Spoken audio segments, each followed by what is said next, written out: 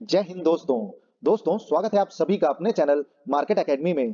दोस्तों आज के इस वीडियो में हम एक और अपकमिंग मेन लाइन आईपीओ जो कि 19th ऑफ दिसंबर को ओपन होने जा रहा है उसका डिटेल एनालिसिस करेंगे। दोस्तों कंपनी का नाम है केफिन टेक्नोलॉजीज।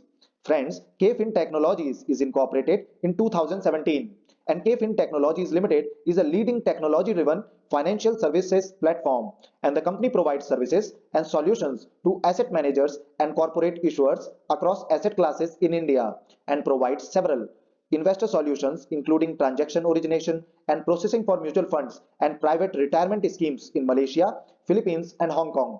तो दोस्तों कंपनी का जो बेसिकली काम है वो है financial services and solutions provide करना एसेट मैनेजमेंट कंपनीज को एंड कॉर्पोरेट्स को। अब दोस्तों ये काम ये इंडिया में भी करती है, साथ ही दोस्तों मलेशिया, फिलीपींस एंड हांगकांग को भी ये financial services and solutions provide कराती है। तो कंपनी की ग्लोबल प्रेजेंस भी काफी अच्छी है। अब दोस्तों अगर कंपनी के बिजनेस मॉडल की बात की जाए तो कंपनी एज अ रजिस्ट्रार काम करती है। अब दोस्तों ये रजिस्ट्रार क्या होता है, तो अगर आप किसी आईपीओ में अप्लाई करते हैं तो अलॉटमेंट के स्टेटस को चेक करने के लिए आप किसी वेबसाइट पे विजिट करते हैं। अब वो वेबसाइट किसी रजिस्ट्रार की वेबसाइट होती है। अब इंडिया में कई सारे रजिस्ट्रार हैं, उन्हीं में से एक केफिन टेक्नोलॉजीज भी है। अब और भी जो रजिस्ट्रार हैं जैसे लिंक इन टाइम है, केमियो डॉट इंडिया है। तो दोस्तों इस तरीके का काम केफिन टेक्नोलॉजीज भी करती है। और दोस्तों जो आईपीओ का पूरा प्रोसीजर होता है, डीआरएचपी फाइल करने से लेकर के मतलब आईपीओ के लिए फाइल करने से लेकर के आईपीओ की लिस्टिंग तक, ये जो पूरा प्रोसीजर है उसे एक मर्चेंट बैंक और एक रजिस्ट्रार ही उस पूरे प्रोसीजर को स्मूथ बनाता है, उसका पूरा काम संभालता है। तो दोस्तों इस तरीके का काम ही केफिन टेक्नोलॉजीज करती है। साथ ही जो एसेट मैनेजमेंट कंपनीज होती हैं या फिर जिसे हम म्यूचुअल फंड हाउसेस कहते हैं, अगर आप उसमें पैसा लगाते हैं तो म्यूचुअल फंड हाउसेस भी एक रजिस्ट्रार को अपॉइंट करती है जो कि उस पूरे कैपिटल को मैनेज करता है। क्योंकि आप जितना पैसा लगा रहे हैं फिर उसमें से कुछ यूनिट अलॉट होती है, वो यूनिट आप रिडीम करते हैं तो आपके पास पैसा वापस आता है। तो ये जो पूरा प्रोसीजर है इसे स्मूथ बनाता है एक रजिस्ट्रार। ये जो पूरा काम है इसे एक रजिस्ट्रार करता है। तो दोस्तों इस तरीके का काम ही कुछ केफिन टेक्नोलॉजीज जैसी कंपनियां करती हैं। और इस तरीके का जो बिजनेस मॉडल है ये काफी इंटरेस्टिंग भी है और इनका जो ग्रोथ प्रोस्पेक्ट है ये भी बहुत ज्यादा हाई है, क्योंकि काफी अच्छा ग्रोथ पोटेंशियल कंपनी में है। क्योंकि दोस्तों अभी रिटेल पार्टिसिपेशन काफी ज्यादा बढ़ गया है, चाहे वो इक्विटी मार्केट में डायरेक्ट इन्वेस्टमेंट के लिए हो या फिर आईपीओ में एप्लीकेशन के लिए हो। तो दोस्तों इस तरीके का जो बढ़त रिटेल पार्टिसिपेशन से देखने को मिल रही है ये कंपनी को काफी ज्यादा बेनिफिट पहुंचाने वाली है फ्यूचर में। तो दोस्तों इसके फ्यूचर प्रोस्पेक्ट्स जो हैं, ग्रोथ का जो पोटेंशियल है वो काफी अच्छा नजर आ रहा है। इसीलिए दोस्तों इस पर्टिकुलर कंपनी का डिटेल एनालिसिस करना बहुत जरूरी हो जाता है। और इसीलिए फ्रेंड्स हम इस वीडियो में कंपनी की प्रोफाइल यानी बिजनेस मॉडल का डिटेल एनालिसिस करेंगे, साथ ही कंपनी के फाइनेंशियल्स और रिवेन्यू मॉडल को भी चेक करेंगे और जानेंगे कि कंपनी अपने आईपीओ को किस वैल्यूएशन पे लेकर के आई है। साथ ही दोस्तों पीयर कंपैरिजन कर ये जानेंगे कि इसी सेक्टर को बिलोंग करने वाली बाकी कंपनीज के कंपैरिजन में कंपनी ने अब तक कैसा परफॉर्म किया है। और दोस्तों एक बहुत ही फेमस कंपनी है इसी सेक्टर को बिलोंग करने वाली, कैम्स। तो दोस्तों कैम्स से भी इसे कंपेयर करेंगे। साथ ही दोस्तों ऑब्जेक्ट्स ऑफ द इशू को भी डिस्कस करेंगे और जानेंगे कि कंपनी आईपीओ के थ्रू जो पैसा रेस करेगी उससे कंपनी काम क्या करने वाली है। और दोस्तों आईपीओ से रिलेटेड सारी डिटेल्स जैसे इंपॉर्टेंट डेट्स, करंट जीएमपी और ये आईपीओ आपको कितने लिस्टिंग गेंस दे सकता है, ये सब कुछ इसी वीडियो में कवर करेंगे। सो दोस्तों ये वीडियो काफी ज्यादा इंफॉर्मेटिव होने वाला है, तो प्लीज इसे लास्ट तक जरूर देखें। और हाँ दोस्तों अगर आप पहली बार चैनल से जुड़े हैं तो चैनल को सब्सक्राइब करना और वीडियो को लाइक करना ना भूलें। चलिए दोस्तों स्टार्ट करते हैं। तो दोस्तों सबसे पहले बात करते हैं कंपनी प्रोफाइल की। So friends the company is India's largest investor solutions provider to Indian mutual funds based on several AMC client service, and company is also serving 301 funds, 192 asset managers in India as on September 30, 2022. And KFin Technologies Limited is only investor and issuer solution provider in India that offers services to asset managers such as mutual funds, alternative investment funds, wealth managers, pensions, as well as corporate issuers in India। तो दोस्तों अब अगर दोनों company की बात करें, एक तरफ लें केफिन टेक्नोलॉजीज को और एक तरफ कैम्स को, तो दोस्तों केफिन टेक्नोलॉजी कैम्स से भी ज्यादा क्लाइंट्स को होल्ड करती है, मतलब ज्यादा क्लाइंट्स के साथ काम करती है, उन्हें फाइनेंशियल सर्विसेज प्रोवाइड करवाती है, साथ ही सॉल्यूशंस प्रोवाइड कराती है। वहीं दोस्तों अगर एसेट मैनेजमेंट की बात की जाए तो कैम्स के पास जो एसेट अंडर मैनेजमेंट है, मतलब जो टोटल वैल्यू जो इन्वेस्टेड है कैम्स के थ्रू, वो काफी ज्यादा है। तो दोस्तों अगर उस हिसाब से देखा जाए तो कैम्स काफी ज्यादा बड़ी कंपनी है केफिन टेक्नोलॉजी के कंपैरिजन में। अगर क्लाइंट बेसिस पर देखा जाए तो केफिन टेक्नोलॉजी जो है वो कैम्स के मुकाबले में काफी अच्छी है। तो दोस्तों दोनों ही कंपनियां काफी अच्छी हैं, पर जो कंपनी की अर्निंग होती है, इस तरीके की जो कंपनी होती है जो रजिस्ट्रार के रूप में काम करती है, इनकी अर्निंग होती है दोस्तों जितना ज्यादा एसेट अंडर मैनेजमेंट होगा, जितना ज्यादा पैसा लगा होगा, उसका ही कुछ जो परसेंटेज है ये अर्निंग के रूप में लेती हैं। तो दोस्तों उस बेसिस पर अगर देखा जाए तो कैम्स इससे भी बड़ी है, पर क्योंकि कंपनी के पास एक ब्रॉड और काफी ज्यादा क्लाइंट्स है, तो दोस्तों आगे चल करके ये फिगर इसके लिए भी बढ़ने वाला है, जो कि काफी एक पॉजिटिव पॉइंट है। और साथ ही दोस्तों जैसा कि हमने अभी डिस्कस किया कि कंपनी सिर्फ म्यूचुअल फंड हाउसेस को ही सर्विसेज प्रोवाइड नहीं कराती, ये अल्टरनेटिव इन्वेस्टमेंट फंड्स को भी प्रोवाइड कराती है, वेल्थ मैनेजर्स को, पेंशंस एंड कॉर्पोरेट इशूअर्स को भी। तो दोस्तों एक काफी डाइवर्सिफाइड इसका फोलियो है, जो कि काफी पॉजिटिव पॉइंट है कंपनी के लिए। And KFin technologies limited is one of the two operating central record keeping agencies CRA for National Pension System in India as on September 30, 2022. And KFin Technologies Limited is India's largest issuer solution provider based on several client service as of September 30, 2022. तो दोस्तों जैसा कि हमने देखा कि ये India की largest solution provider है, क्योंकि इसका जो क्लाइंट बेस है वो काफी ब्रॉड है। And the company has classified its product and services in the following manner. तो दोस्तों इसमें पहला है इन्वेस्टर सॉल्यूशंस प्रोवाइड कराना, साथ ही इशुअर सॉल्यूशंस प्रोवाइड कराना and global business domestic mutual services provide कराना। अब दोस्तों इन्वेस्टर सॉल्यूशंस में आता है अकाउंट को सेटअप करना, transaction origination, redemption, brokerage calculation, compliance, regulatory reporting, record keeping. अब ये दोस्तों ये सिर्फ डोमेस्टिक म्यूचुअल फंड्स को ही नहीं प्रोवाइड कराती है, इंटरनेशनल पेंशन सर्विसेज को भी, अल्टरनेटिव एंड वेल्थ मैनेजमेंट को भी। तो दोस्तों काफी एक पॉजिटिव पॉइंट है कंपनी के लिए। साथ ही अगर इश्योर सॉल्यूशंस की बात करें तो ये फोलियो क्रिएशन में मदद करती है, मेंटेनेंस में, transaction processing for IPO, FPO, corporate action processing, compliance, regulatory reporting, record keeping and virtual voting के लिए भी ये कंपनी काम कराती है, और ऐसे सर्विसेज ये कंपनी प्रोवाइड कराती है। अब दोस्तों अगर global business domestic mutual services की बात की जाए तो मोटराज services, legal services, transfer agency, finance and accounting का भी काम कंपनी संभालती है।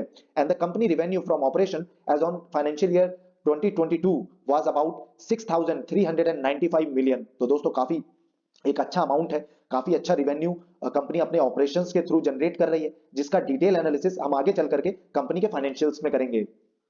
अब दोस्तों जैसा कि हमने देखा था कि कंपनी का जो क्लाइंट है, कंपनी के पास जो क्लाइंट है वो काफी ज्यादा है, काफी डाइवर्सिफाइड है। कुछ म्यूचुअल फंड हाउसेस भी हैं, साथ ही कुछ बड़ी कंपनियां भी हैं, जैसे हिंदुस्तान यूनिलीवर है, डीएलएफ है, साथ ही कुछ बड़े म्यूचुअल फंड हाउसेस हैं जैसे कि कैनरा रेबिको म्यूचुअल फंड हाउस है, आईडीएफसी है, दोस्तों इंडिया बुल एसेट मैनेजमेंट है, मोतीलाल ओसवाल है, पीजीआईएम इंडिया म्यूचुअल फंड है, मीराई एसेट है, यूटीआई म्यूचुअल फंड है, तो दोस्तों सैमको म्यूचुअल फंड है। तो इस तरीके से काफी ज्यादा एक ब्रॉड क्लाइंट बेस है कंपनी के पास, जो कि कंपनी के लिए काफी पॉजिटिव पॉइंट है, क्योंकि दोस्तों आगे चल करके जब इन एसेट मैनेजमेंट कंपनीज या फिर म्यूचुअल फंड हाउसेस में जितना ज्यादा पैसा आने वाला है, उसका कुछ परसेंटेज इस तरीके की कंपनी जो रजिस्ट्रार है उसे भी मिलने वाला है। तो दोस्तों इसीलिए कंपनी के जो ग्रोथ पोटेंशियल है कंपनी के पास वो काफी हाई है।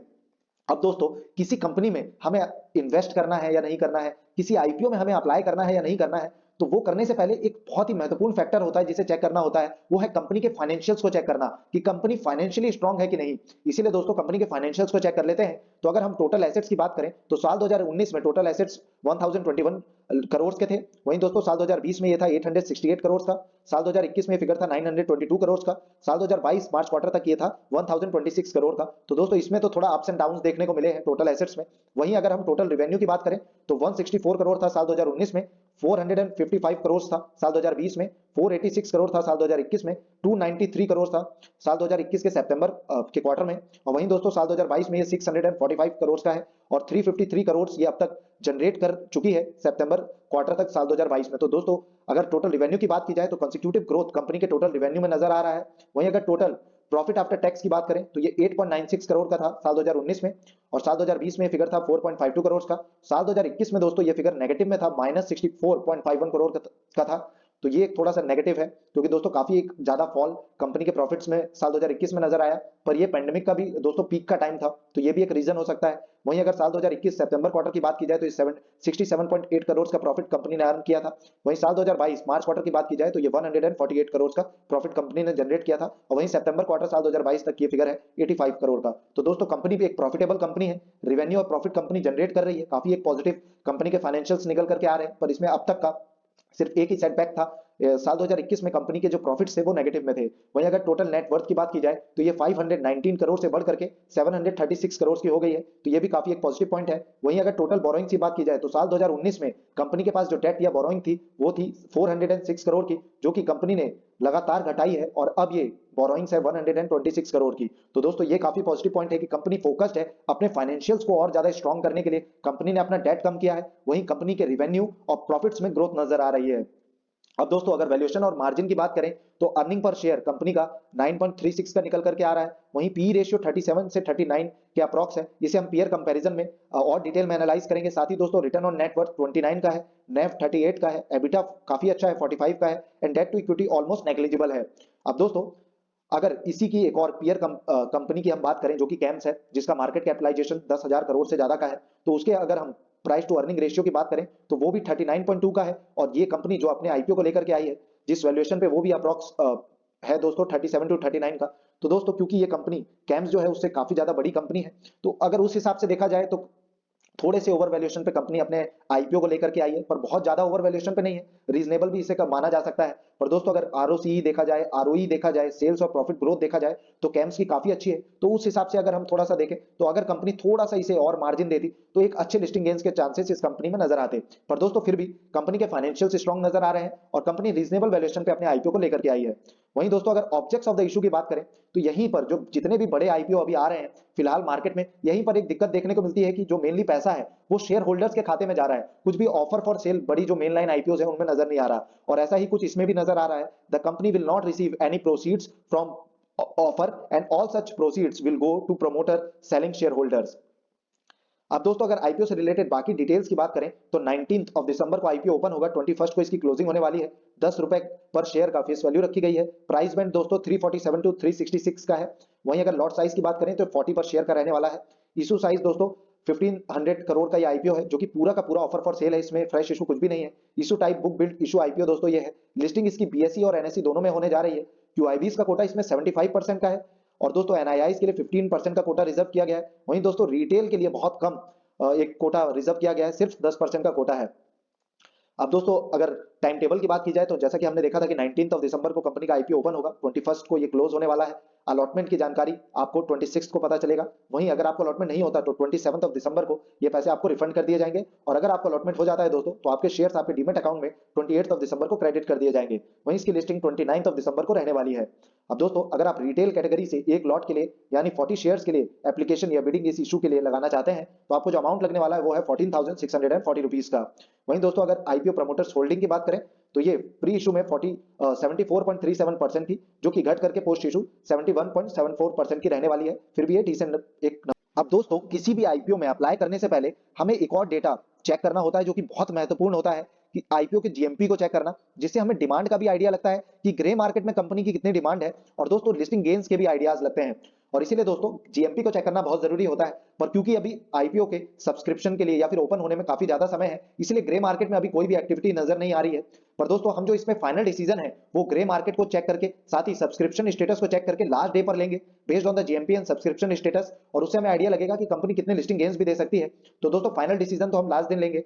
साथ ही दोस्तों कई सारे एसएमई कैटेगरी के अभी आईपीओ मार्केट में ओपन है जिनके जीएमपी काफी अच्छे हैं, काफी अच्छे लिस्टिंग गेन्स बना करके वो कंपनी आपको दे सकती है। इसीलिए दोस्तों आप हमारे चैनल को विजिट कर प्लेलिस्ट को चेक कर इन आईपीओ पे डेडिकेटेड वीडियोस जरूर देखें, ताकि दोस्तों आपको मदद हो आईपीओ में अप्लाई करने से पहले। और दोस्तों जब भी आप आईपीओ में अप्लाई करें तो अपने फंड एडवाइजर की सलाह जरूर लें। दोस्तों अगर ये वीडियो आपको इन्फॉर्मेटिव लगा हो तो वीडियो को लाइक करना ना भूलें। साथ ही दोस्तों चैनल को सब्सक्राइब करें और बेल आइकन को क्लिक करें ताकि आपको हमारे वीडियोस के इंपॉर्टेंट नोटिफिकेशन टाइम से मिलते रहें। धन्यवाद दोस्तों, जय हिंद।